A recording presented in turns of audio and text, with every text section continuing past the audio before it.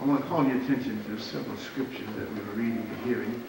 I want to first start with Judges chapter 21 and verse 25.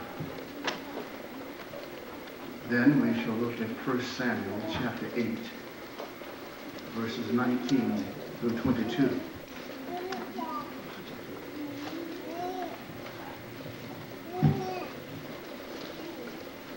Judges chapter 21, verse 25.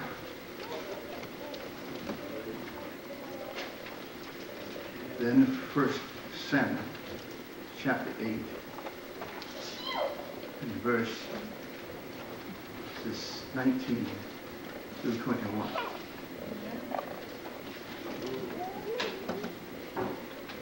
Then John, Gospel of John, chapter 1, verse 12.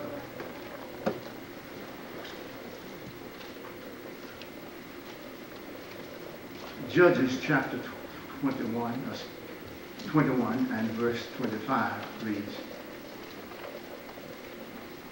In those days there was no king in Israel. Every man did that which seemed right in his own eyes. In those days there was no king in Israel. Every man did that which was right in his own eyes. 1 Samuel chapter 8, begin with verse 19. Nevertheless, the people refused to obey the voice of Samuel. They said, Nay, but we would have a king over us, that we also may be like all the nations, and that our king may judge us and go out before us and fight our battles. Samuel heard all of the words of the Lord, and he rehearsed them in the ears of the Lord. And the Lord said to Samuel, Hearken unto their voice, make them a king. Samuel said unto the men of Israel, Go, every man unto his city. Right. Then John, chapter 1, verse 12, says, I lost it. But as many as received him, to them gave him power to become the sons of God, even to them that believe on his name. The words of 1 Samuel, we find there is the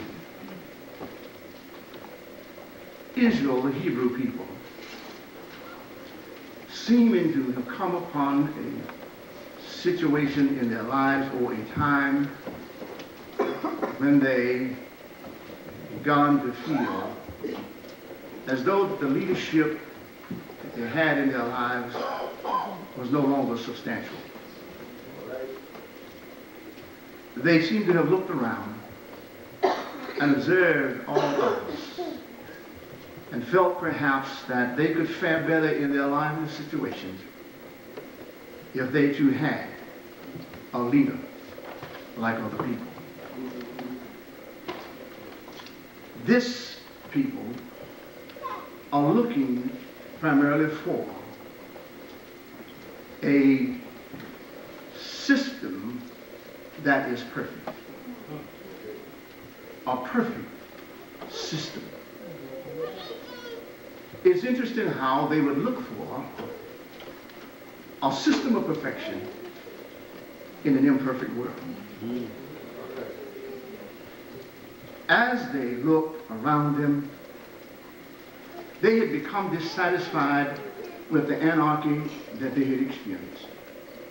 They looked at the government that had no kind of order. There was violence and lawlessness. They were tired of that system. There was disorder. So they were determined to find a king that could set things right. Now, the interesting piece of the Samuel story is that when the Judges closed, or the book of Judges was closed, it closed with the words that in those days there was no king, and every man did which was right in his own eyes. Can you imagine everybody doing their own thing? What chaotic kind of existence would it be that if everyone did what he or she felt was right in his or her own eyes? It creates a sad situation. So they were needing to have somebody who would set the record straight, who would come with some kind of order in life.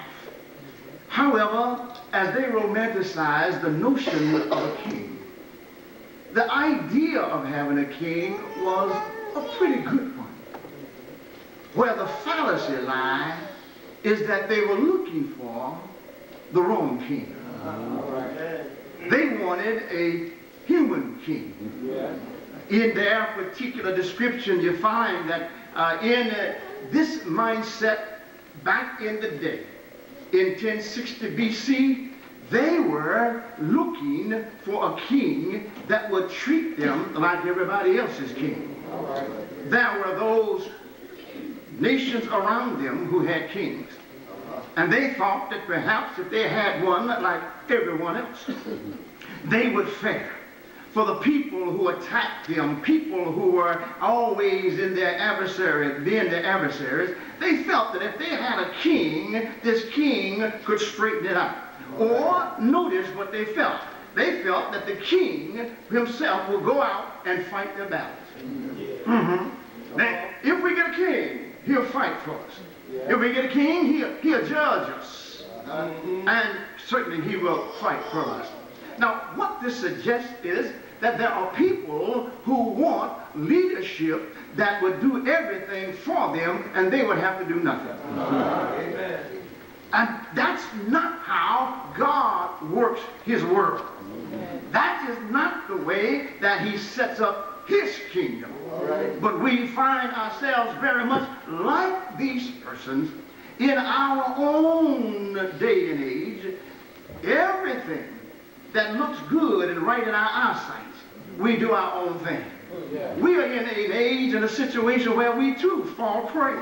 Those words echo down through the chambers and quarters of time. For we in a culture where we say, baby, it's yours. Do your own thing. You know how it is. You do your own thing, right? I don't ask nobody to do nothing for me. I do my own thing. I know I got some hang-ups that I need to turn loose, but it's my thing. I'm not hurting anyone, so it's my thing. I do my own thing, and everybody who does his or her own thing, you put your thing above God's thing. And that always creates a problem when you're putting your thing above God's thing. Here they are, they want a king. Like other folks' king. And let me tell you something, what God got for you is for you. You know that. And you better stop looking at Sister Jones and Brother Jimmy. And leave them alone. For what they have, they got it. Whether they own it or not, it ain't our business. But what they have, they may be struggling to keep it. You see them. They move from Richmond, go to New York, up north, stay for 2 or 3 months, come back driving a Jaguar. They look good. You observe them and you get envious. And you feel you've got to show off. And you go get into something that you can't get out of.